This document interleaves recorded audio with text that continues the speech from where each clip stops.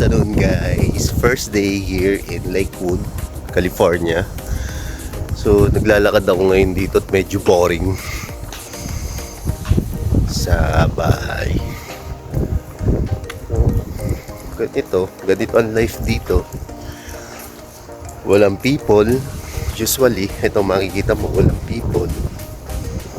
Ito katahimik mga kapitbahay nyo. Although wala namang mga bakod na katulad sa Pilipinas, pero wala ka naman makita ng mga tao. Pero ngayong araw na to, may may bagyo. Ito yung bagyo ngayon dito, Ambon. Pero tunay, ito na yung bagyo dito, mga Ambon.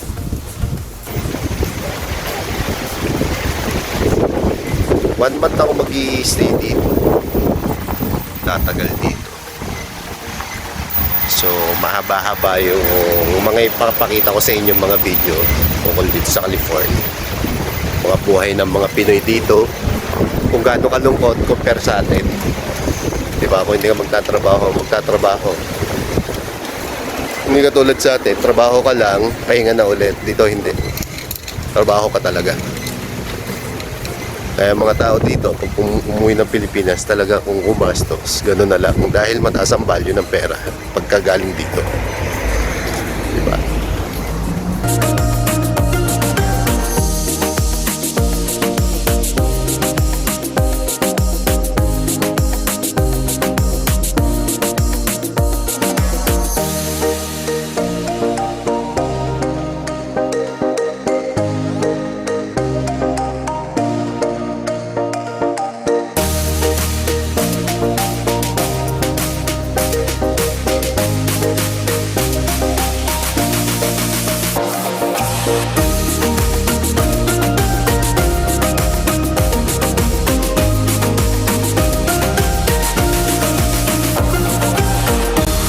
Hey guys, Disneyland, California. So ngayon ay 11 o'clock in the morning. grabe guys dito, kahit na Hindi katulad sa Enchanted na maglalakad kang ganito, sobrang init, pawisan ka na. Imagine, ang layo nung nilakad ko. Hindi, hanggang dito sa loob, hindi pa ako pinagpapawisan. So, nakalandad pa buho ko niyan. Yung weather dito, okay lang kahit mainitan ka, pero malamig. Malamig siya. Kaya nga lang hindi ako nagja-jacket dahil kontra yung init tsaka yung lamig.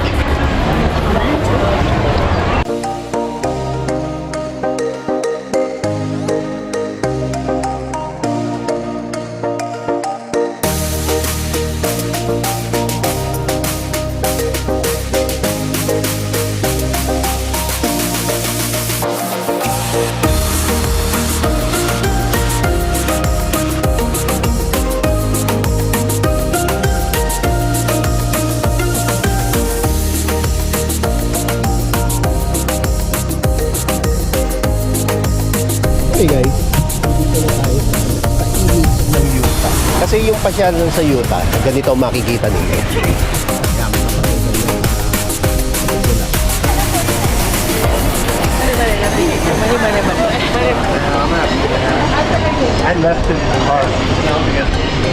Parang nasa probinsya ka, guys. Cowboy. Yan, mga ganyan.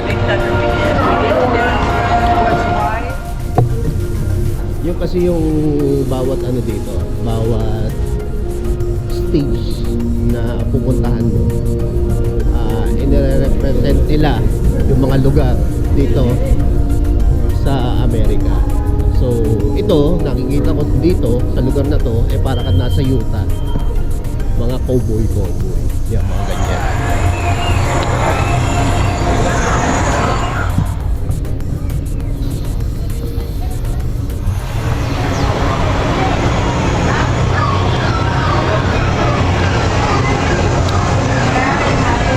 Yan guys, mga ganyan. Mga ganyan ang makikita nyo sa Utah. Puro bato-bato. Pero hinahaluan na nila mga space na ganyan. Siyempre, andito ka na sa Disneyland. So, pero yung original niyan, puro ganyan lang. Yan, yung mga batong yan.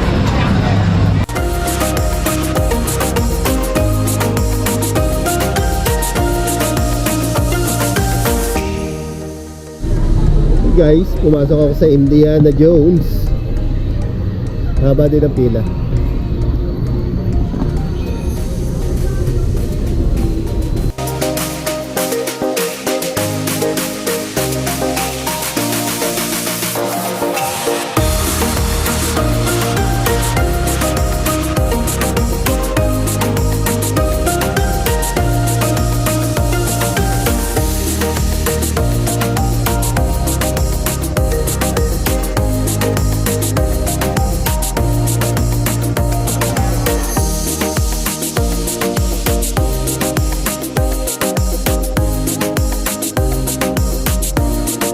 Guys, papunta ako ng Las Vegas ngayon at nag-aeroplano dahil mahirap mag long drive. 6 to 7 hours yung ano pag nag long drive ka. Nag-aeroplano. Okay guys, papasok na ako na aeroplano.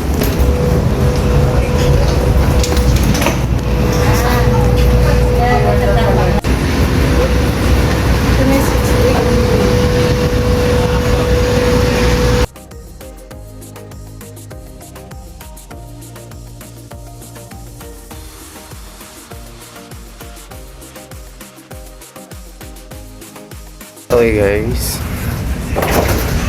kabababa ko lang ng aeroplano. Welcome to Las Vegas. See? Las Vegas. Hirap kasi mag long drive guys.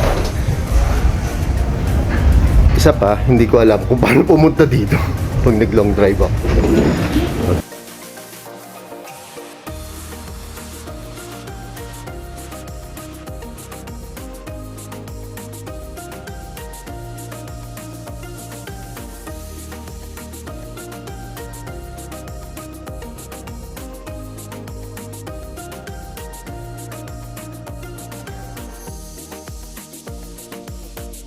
Alam nyo ba guys, isa lang ang sinasabi dito. Pag nandito ka sa Vegas, isa lang ang motto ng mga Pinoy. Walang nananalo! Sabi nila. Pero mas okay dito. Imagine, kahit dito merong slot machine. Yun o. Kita niya?